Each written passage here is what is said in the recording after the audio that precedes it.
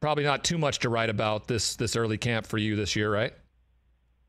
Oh my gosh, it has been nonstop. And then, as the days go along, you're just waiting for the next thing to happen. I mean, right now we're on the edge of our seats waiting for Peter C. Harvey's ruling.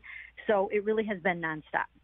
Is there any estimate to when you think or believe that his ruling will come down in this appeal process? It was supposed to be expedited, so I would imagine that it probably could be sometime this week. It's awkward, though, because the Browns are leaving for Jacksonville today. There was a chance they were going to try to play Deshaun Watson in the game on Friday night, the first preseason game. And, that's all up in the air because if he is suspended indefinitely, then he wouldn't be able to play in the game. The idea that Kevin Stefanski has had this laid at his feet and trying to, navigate a process of getting quarterbacks ready, is it thought there in Cleveland that why are we giving resources right now to Deshaun Watson, especially with the first 6 games that are winnable games, maybe outside the Chargers game?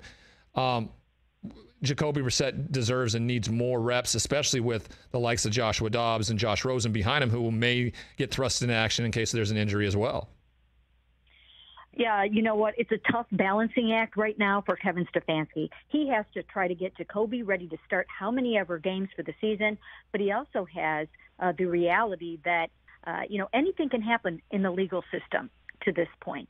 And depending on what happens with a temporary restraining order, and there's been a lot of debate about this, but it is my understanding, backed up by one of the lawyers who deals with some of this stuff that has been kind of talking to me a little bit about this, is that, anything can happen in the event that they secure a TRO, a temporary restraining order, or an injunction. So, I think the minute the NFL or Peter C. Harvey comes down with the ruling that doubles this suspension or takes him out of circulation for at least a year, I think the NFLPA will sue, and who knows what can happen at that point. So Kevin Stefanski, he's in a tough spot.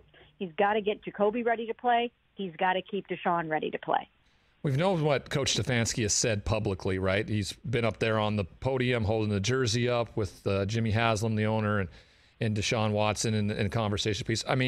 You've known Kevin for a few years now. You work really close with him.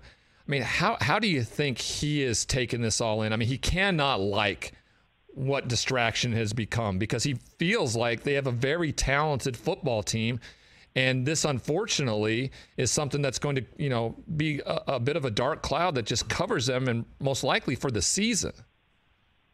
You know what? He just doesn't operate that way. He does not try to control the uncontrollables. He really does focus on the task at hand. So I think from that standpoint, he's, a great steward of the ship here because, he is keeping these guys focused, and they're doing a good job of, at least right now, saying all the right things, working really hard in camp. It's a good football team. They're getting better.